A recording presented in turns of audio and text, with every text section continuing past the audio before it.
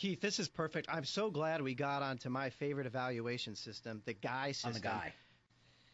In football terms, Kuiper and I have a saying where when we're evaluating teams, you always say it's the difference between if they've got guys or if they've got guys. And you look at some different organizations, like the Yankees. Here's a classic case in point. The Yankees had a team where 2 years ago, I thought they had a lot of guys. And now they had some guys that just look like guys. That just look like guys. He's just a guy. Yeah. Oh, yeah, we do that in baseball, too. Is he a guy? Is he a guy? He's a guy. Yeah. Is he a guy? Yeah. I saw so-and-so this weekend. Is he a guy? Which is like, do I need to worry? For me, that means, do I need to worry about him?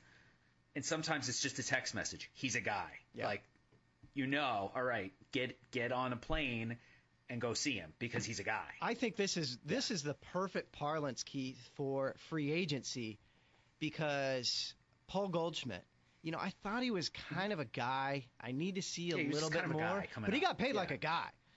And he turned himself into a guy. That's the thing. He's a better defender. Look, he's still got the platoon issues, and that's probably going to be a chronic thing for him. He destroys Tim Lincecum, which is probably worth something. He's made himself a better runner. He's one of the only guys I can think of who I've talked to scouts who saw him as an amateur. Were those guy scouts or like guy scouts? Like scouts you trust or scouts you trust? Look, one of those scouts is a guy. I mean, he's a guy. And he said he turned Goldschmidt in as like a 30 runner and a 40 defender, and he's better than all of that now. He got his body into better shape. Goldschmidt made himself into a guy, and he made himself better in sort of unexpected areas. Generally, when I project on a prospect, I'm not projecting anyone to become a better runner. You can't look at a player and say he's going to improve his conditioning and make himself a guy.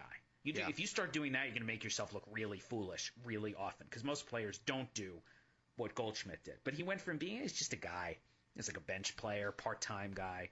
Well, now he's got this weird platoon issue, but set that aside. He's a guy. He deserved to get paid something. That was probably an aggressive contract. But still, he's established himself as a valuable major leaguer.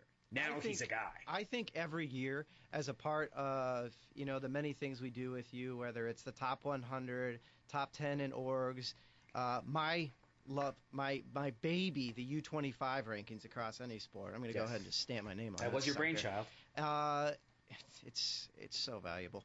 But I think we do need to have a thing of annual where they're post prospects, and they're on guy path. So Goldschmidt a year ago would have been a perfect case in point of this, where you go, holy cow, this guy's. I thought he was just going to be a guy because of some 30-40s and then the tool set, but he's on the road to guy. Whereas a case like Matt Moore. Yeah. Now, I mean, this is an interesting case. Let's look at the Tampa Bay starters. Matt Moore, we always said guy, and he's becoming he was guy. Gonna be a guy. Now, Hellickson I had as a guy, but he might just be a guy. Where do you see this? I agree on both of those guys. Hellickson's probably just a guy. Just the back of the rotation, can't miss a bat, 4 pitches, can really pitch. He's got feel. Yes. He gets a lot of help from the defense. You got to miss more bats to be more than just a guy. And the single biggest guy to guy thing going on in the last 12 months has to be with the Mets, right? Harvey and Wheeler? Yeah, I mean, it's got to be Harvey Wheeler where we saw them, and now Harvey. Harvey, you're like, I think he's going to be a guy.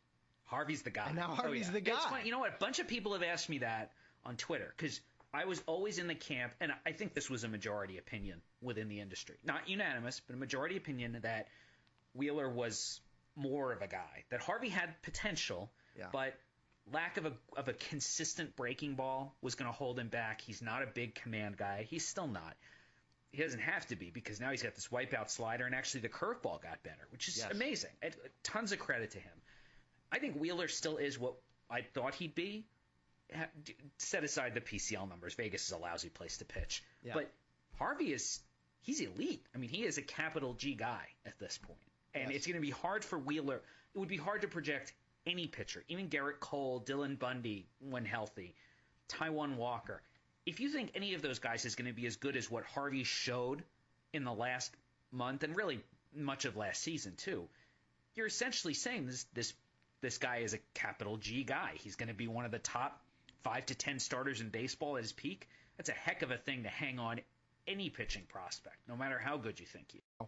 Tell me that wouldn't be funny. People would great. laugh at that. Is he a guy or is he a guy? Oh, he's a guy. Somebody walks in. Look, do you think Smith is a guy? And the guy just looks. He says, "Oh, he's a guy." Like, Keith, what you call an evaluation, some of us call an insult.